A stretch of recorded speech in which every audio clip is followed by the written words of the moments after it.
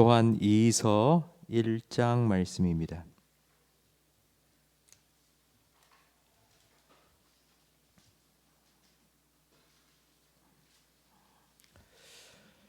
요한 2서 1장 1절부터 3절까지 한 절씩 교독하겠습니다. 장로인 나는 택하심을 받은 부녀와 그의 자녀들에게 편지하노니 내가 참으로 사랑하는 자요 나뿐 아니라 진리를 아는 모든 자도 그러하는 것은 가여 영원히 우리와 함께할 진리로 말미암음이로다. 함께 읽습니다. 은혜와 긍휼과 평강이 하나님 아버지와 아버지의 아들 예수 그리스도께로부터 진리와 사랑 가운데서 우리와 함께 있으리라. 아멘. 요한 2서는 사도 요한이 쓴 두 번째 편지입니다.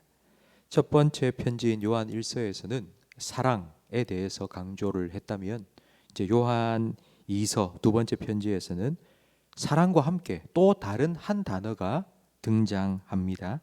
1절 말씀에 보면 진리를 아는 모든 자도 그리하는 것은, 2절에는 영원히 우리와 함께할 진리로 말미암음이로다. 3절에는 예수 그리스도께로부터 진리와 사랑 가운데서. 요한 1서에서는 사랑을 강조했다면 요한 2서는 사랑과 함께 이 진리에 대해서 말하고 있습니다. 진리와 사랑은 두 개 서로 잘 어울리지 않는 단어인 것 같습니다. 진리는 옳고 그름을 분명히 구분하고 그리고 옳고 그름을 나누는 것입니다. 하지만 사랑은 받아주고 덮어주는 것입니다. 진리와 사랑은 서로 좀 다른 성격을 가진 것 같습니다. 그런데 어떻게 진리와 사랑이 같이 사용될 수 있을까요?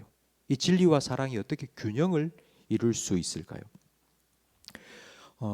자녀를 키우면 어린 자녀에게 야 이거 하지 마! 아이가 하고 싶어 하지만 부모는 그게 위험하니까 하지 마라고 막을 때가 있습니다. 그러면 아이들은 아빠는 나를 미워해, 엄마는 나를 사랑하지 않아 라고 생각합니다. 그런 생각을 하는 이유는 아이들의 기준에는 나를 사랑한다면 내가 하고 싶은 것 다 하도록 내버려 두는 것입니다. 그런데 부모의 사랑의 기준은 아이가 하고 싶다고 다 하도록 내버려 두면 그건 아이를 망치는 것입니다. 하지만 아이는 하지 말라고 말하는 부모를 나를 미워해서, 나를 사랑하지 않아서 저렇게 한다라고 오해합니다. 사랑하기 때문에 하고 싶은 대로 내버려 두면 안 됩니다. 그때는 이해할 수 없지만 아이가 자라서 철이 들면 그게 진짜 사랑이구나 깨닫게 됩니다. 이처럼 사랑과 진리는 균형을 이루어야 합니다. 그러니까 사랑과 진리는 한 쌍입니다. 두 개를 떼어 놓으면 문제가 생깁니다. 모든 여자를 사랑한다? 그건 사랑이 아니라 바람입니다. 결혼한 남자가 아내가 아닌 다른 여자를 사랑한다? 그러면 안 됩니다. 돈을 사랑한다? 세상 사람들은 그걸 성공이라고 말하지만 그러나 성경은 일만하게 뿌리라고 말합니다. 하나님보다 더 사랑하는 것이 있으면 그건 사랑이 아니라 우상 숭배일 뿐입니다. 진리 안에서 사랑 안에 있는 진리가 진짜입니다. 살아가면서 우리는 많은 선택을 합니다. 이걸 해야 될지 말아야 될지, 이 말을 해야 될지 말아야 될지, 그런 선택의 순간을 만날 때에 우리가 그 선택을 아주 쉽고 분명하게 할 수 있는 기준이 바로 이 진리와 사랑 두 가지입니다. 그러니까 진리를 선택의 기준으로 삼는다는 걸 쉽게 표현하면 이게 하나님을 위한 것인가? 라는 질문입니다. 사랑은 이게 다른 사람을 위한 것인가?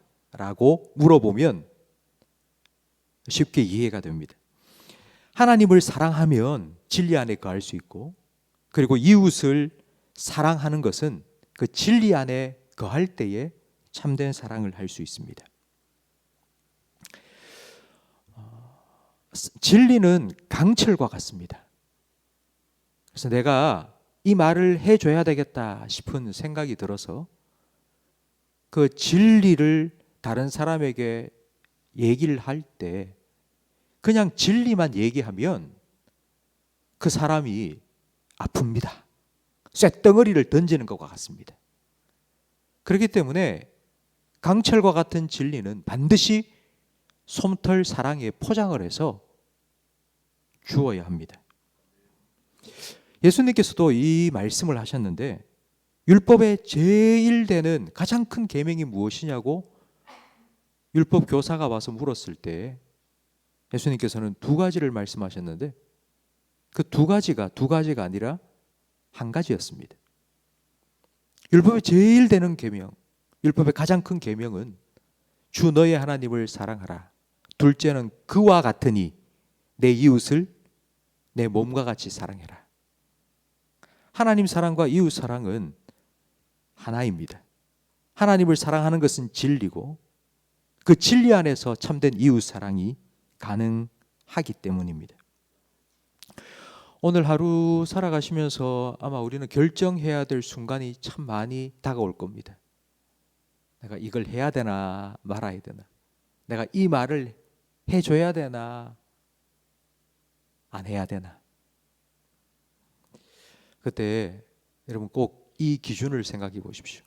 이게 정말 진리와 사랑 안에서 내가 하고 있는지, 하나님을 사랑하고 그리고 내 앞에 있는 이 사람을 사랑함으로 하는 것인지 아닌지를 여러분 점검해 보십시오. 둘 중에 하나라도 아닌 것 같다 싶으면은 한 번 더 생각해 보시고 또 다른 방법을 생각해 보시고 뭐가 부족한지, 하나님을 사랑함이 혹시 부족한지 아니면 내 이웃을 사랑하는 것이 혹시 부족한지 생각해 보시고 결정하시고 행하십시오.